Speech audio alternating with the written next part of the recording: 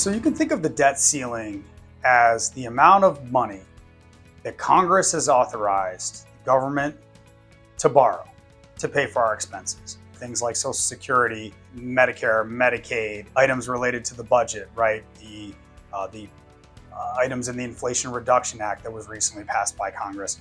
Those are all things that would fall under, right, the debt ceiling or the national debt. Congress is the only body that has the ability to approve an increase in the national debt.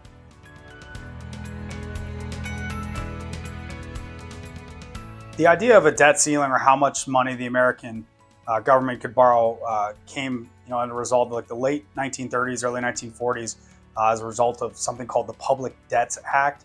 Since 1960, I think we've increased the debt limit 78 times.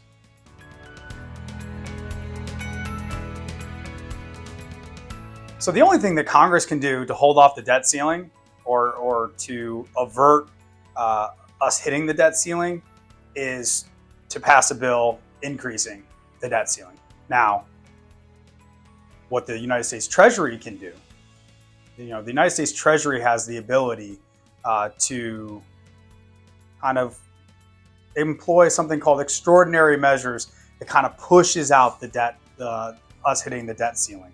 And the way that they do that, kind of two ways. They can spend down the Treasury General account. And the Treasury General account is kind of the one thing that funds that more than anything else are our tax receipts.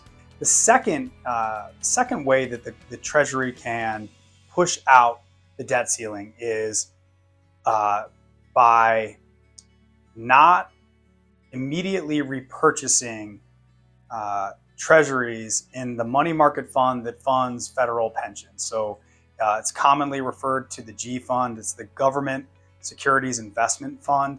By not immediately reinvesting treasuries that come due, but instead kind of issuing an IOU, right? Kind of like a commercial paper almost, right? So you're going to issue kind of an IOU of sorts into the money market fund.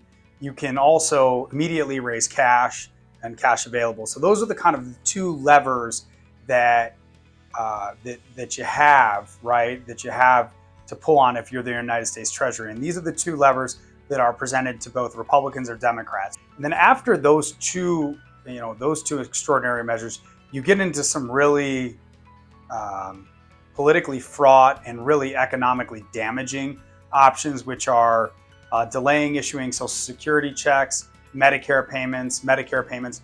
Those are very disruptive to the American life. And I think it's really important to note that in a lot of cases, this national debt, or this debt ceiling, right, this $31,460 billion that we find ourselves in, is not just the product of one administration. Oftentimes, when Congress is authorizing an increase in the debt ceiling, right, when they're increasing the amount of money that the government can borrow, it's being done to pay for money that we spend in prior administration. Our ability to go on being an economic power, our ability to have the United States dollar as a reserve currency, which is incredibly important to the way that we go about our lives and the way that small business owners and large business owners alike are impacted by this. The idea that you're going to play around with the debt ceiling is something that's incredibly damaging.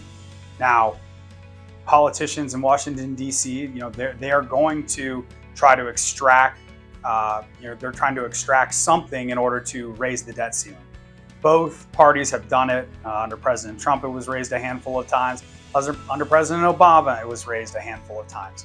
It's not something that's limited to either party, but it tends to be that when you do that, when you have to go raise the debt ceiling, there's always going to be some, political tomfoolery or political shenanigans that go on before the debt ceiling gets raised. And so it's hopefully we can get some consensus on some fiscal responsibility to lower the amount of money that we're spending, so that we're not in these predicaments where we have a Treasury Secretary like Janet Yellen did this past week say, I know that we thought end of summer was when we were going to hit the debt ceiling, but it's going to be more like kind of June, July. So very much hoping that we get a positive resolution out of Washington, D.C. We get the debt ceiling increase, and then Congress can get to the business of hopefully figuring out a way to spend a little bit less and to make our country a little bit more fiscally responsible.